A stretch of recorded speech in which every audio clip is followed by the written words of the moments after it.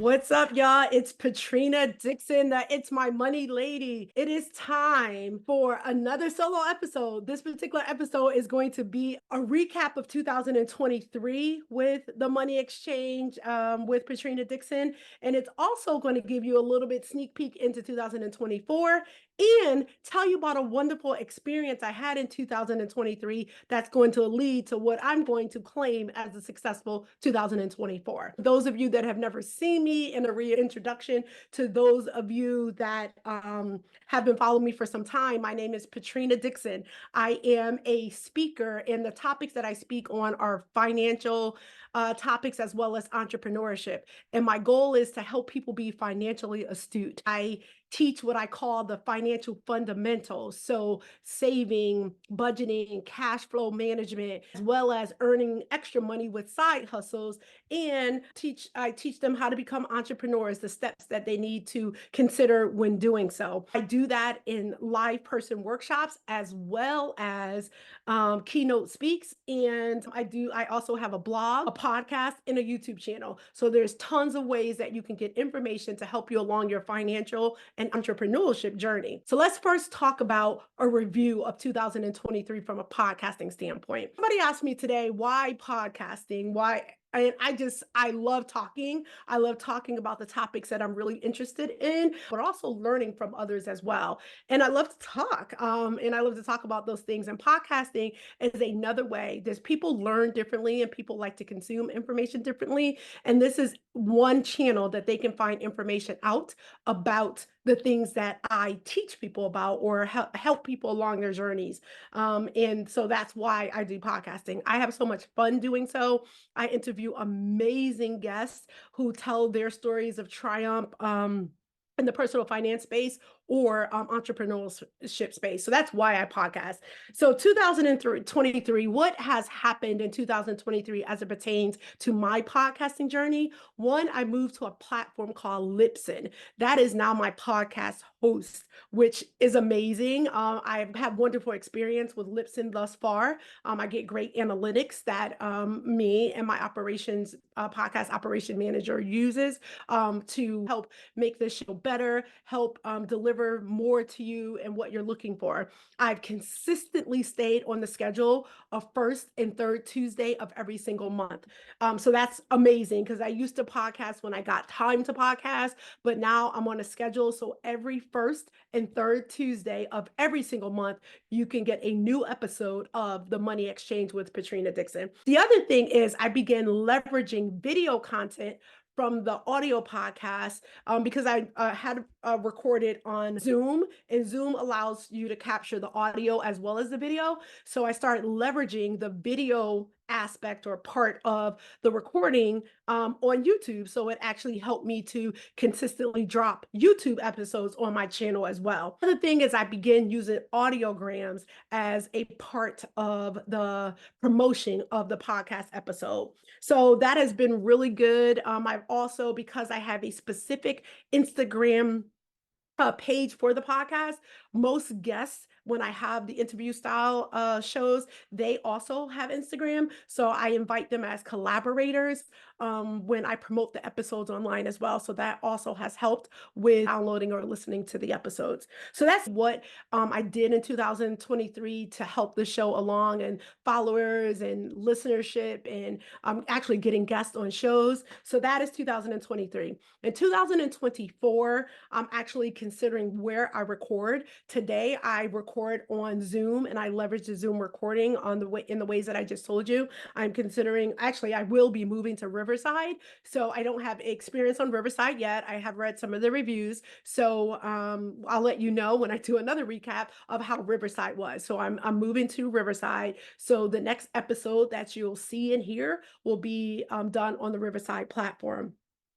The other thing in 2024, I am going to be extremely diligent on trying to get sponsors for my show. So if you're listening and you want to sponsor content on financial literacy, financial education, as well as entrepreneurship, and you want to sponsor a show, I welcome your dollars to come and sponsor my show.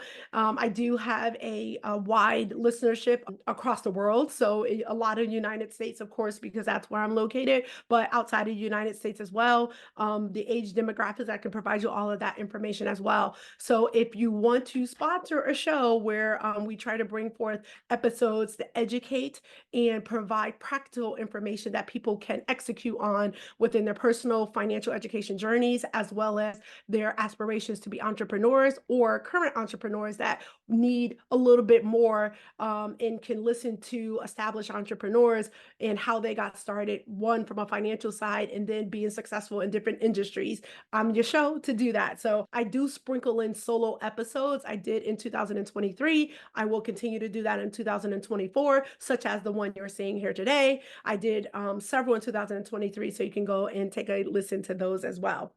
So let me tell you another thing about what happened in 2023 that I'm happy to share.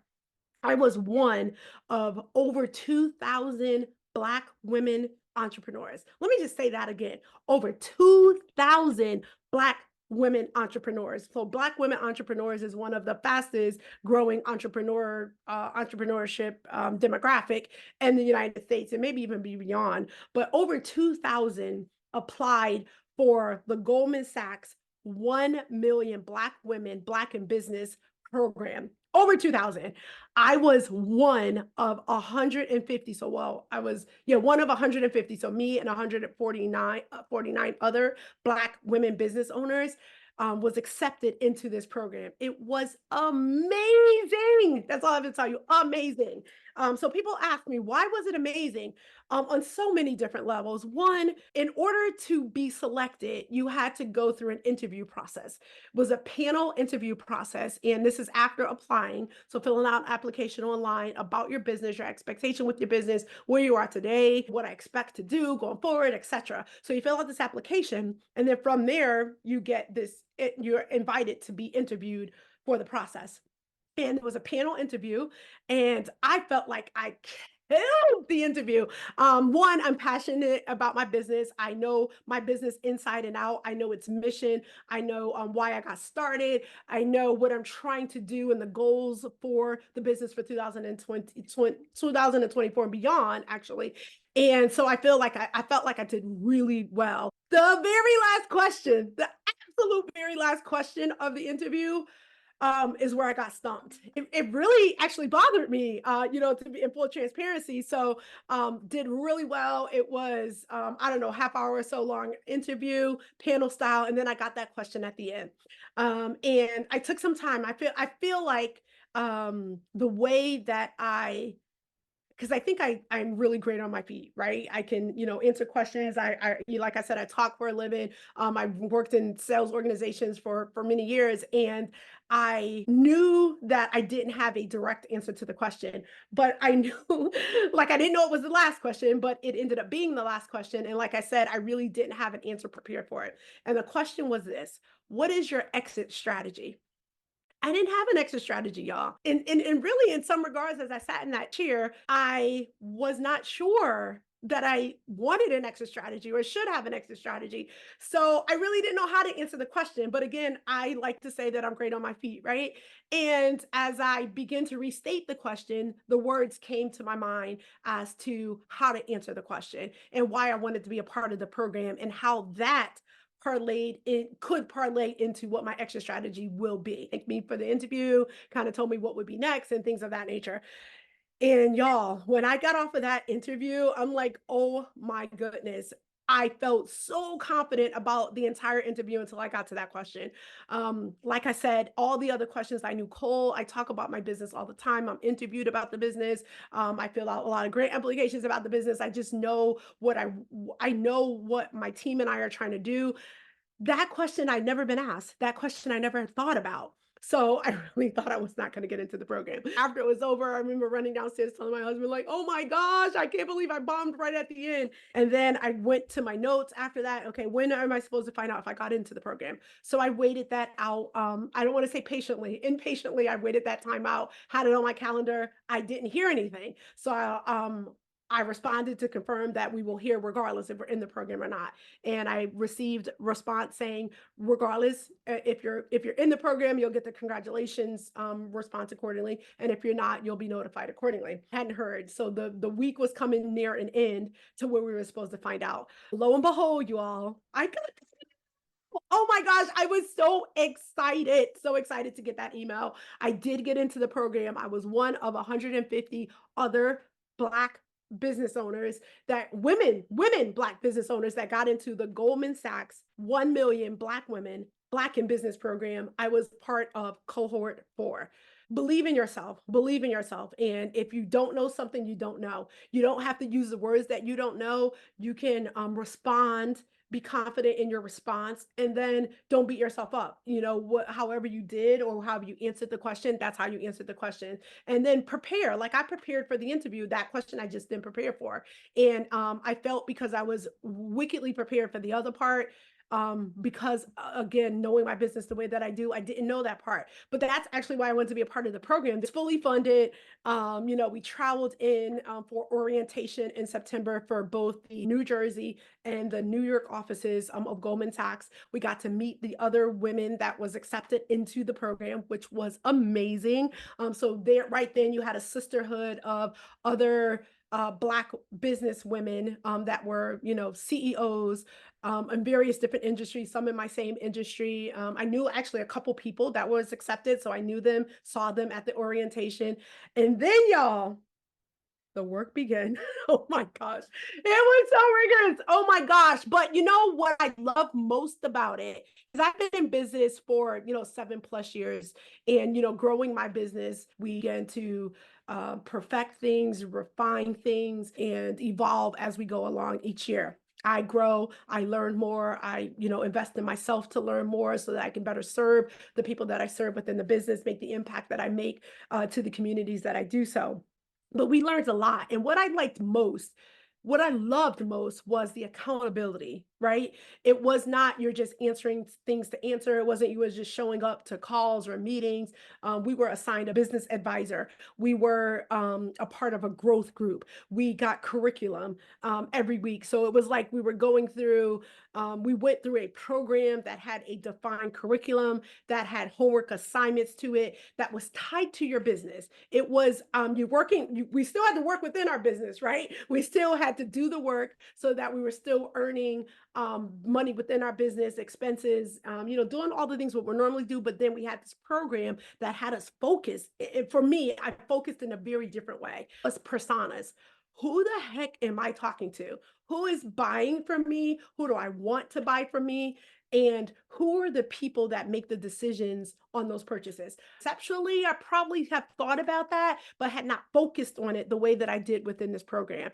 And the way that they delivered all the curriculum, it made you really focus. And you weren't like a block on the video. You were literally, in person, engaged. For me, I'm a note taker, writing notes. So it was showing up. And then after you get the curriculum, the support you had during the week to finish your assignments aligned to that curriculum, again, was really, really good.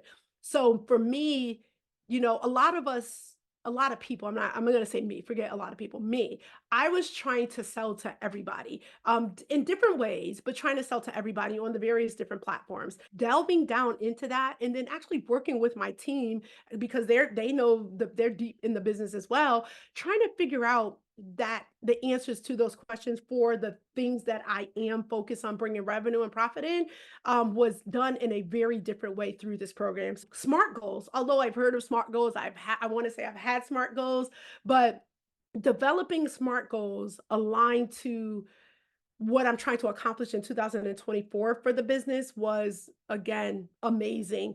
And I was just sharing with somebody, it wasn't just like putting goals to put goals and putting tactical things down to reach the goals that were just completing the assignments. It was really, what are you doing? How many, when, etc., down to the most granular level that helped me focus on, I can't do a lot of things if I got to do all these things for each of them. So let me just focus on these things. And for me, it was 3 that I'm going to do in 2024 to hit these numbers. And then we go into the finances, right? So the finances, y'all. And y'all know I'm a finance girl. Is my money lady. But I teach personal finance. Looking at my numbers, I have a bookkeeper. Although I get information on a monthly basis relative to my numbers, but the way that we had to break down, and one of the people that her name was Melissa, that talked about the role in the Excel spreadsheet, the way that we had to do that, baby, ourselves for our business. Because when you're a CEO, for those CEOs listening, you're the CEO, so you have an understanding of what's going on in the business, but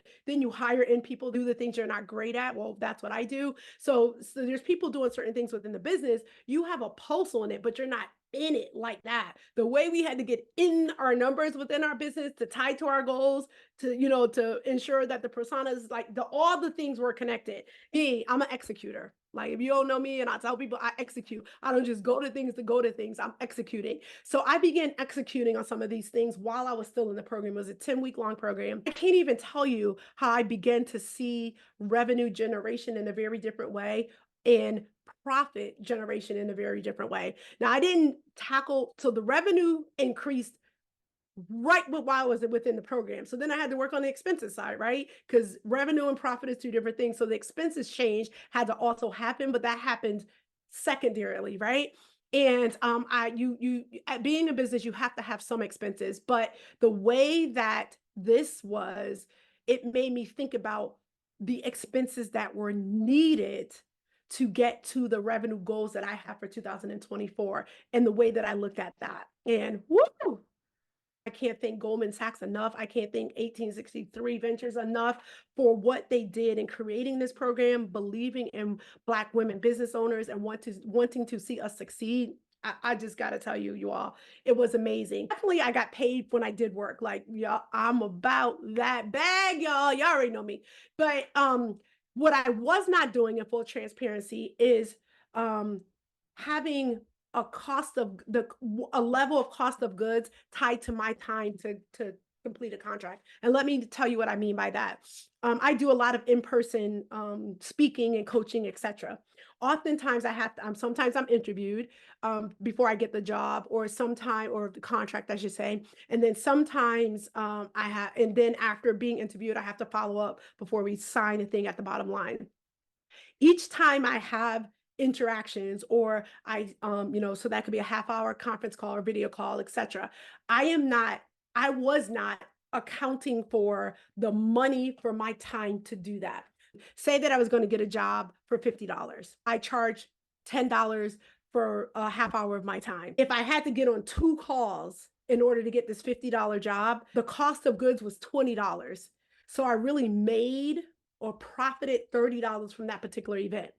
Doing that for a service I had never done. I do that for my books, my products, etc. How much do I pay? How much do I have to pay for the books before I sell them? All of that. I did not do that closing contracts. So even down to that level, we had to begin to assess the projects, and that will help and see if the project was for us. What a difference that made for me. Anyway, y'all, I'm not going to tell y'all the whole program here. I'm just going to I wanted to share with you, that was some of what I got out of the program, and that's just a little bit. So we got to meet a lot of the Goldman Sachs execs. I actually was one of 18 of the 150 that was able to be a host of one of the Goldman Sachs execs that we sat down and had breakfast with. And he was amazing. Tucker was amazing, y'all. I just, some of this is for the people that was a part of that. So I can't get into everything, but he was just amazing. That's all I have to say on that. Our table was the bomb. My business advisor, she know who she is.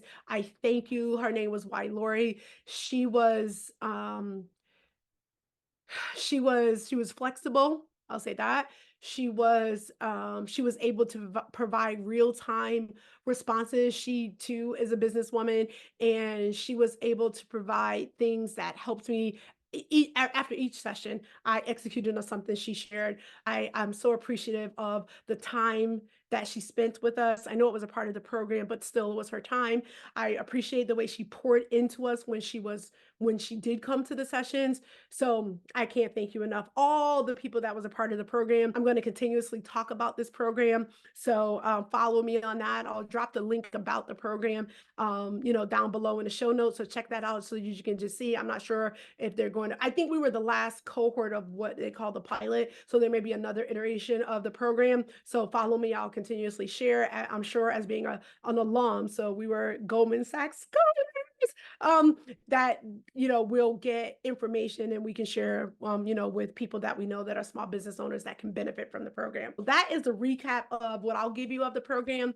I have I'm 149 strong of a sisterhood of women business owners. So if you think about being a business owner, sometimes you need attorneys, sometimes you need I don't know, insurance people, you need people that are insurance, you need administrative assistants or virtual assistants, all of that. We have now a community of people that we can pull from that are other small business owners. So it's just amazing. So we can continue to circulate the dollars right within our group. I buy Black all the time and all that. This is, not just Black now, it's Black women business owners. And I have an affinity, a heart for women business owners because that's what I am. So it just gives us another, and there were 3 cohorts before us, and, we get connected with them as well. I just can't speak enough about what you learn in this program. Even things you thought you knew, you got a different perspective. You got hands-on. We had workbooks. We had homework to complete. We had to do it in certain formats. If you didn't, you had to redo it. They did not play with us. And I appreciated that because they held us accountable. So anyway, y'all know I talk for a living, my podcast, and I love talking, so I won't keep going on that. I just want to restate what we've talked about here today. I recapped the 2023 podcasting journey for me and my show. Oops, there goes the mic. I also gave you what to look for in 2024. Know that, and you can set your clock that I drop a new episode every the first and third Tuesday of every month. So you can look for that. And if you enjoy the show, I love to hear about it. I get people watching and listening, but leave me some comments. I actually look at those myself. So leave me some comments and let me know what you think. If you know of people that may be a good fit to be interviewed on the show, also let me know that. There'll be a link down below in the show notes where you can also do that. Or my email is patrina@itsmymoney.info.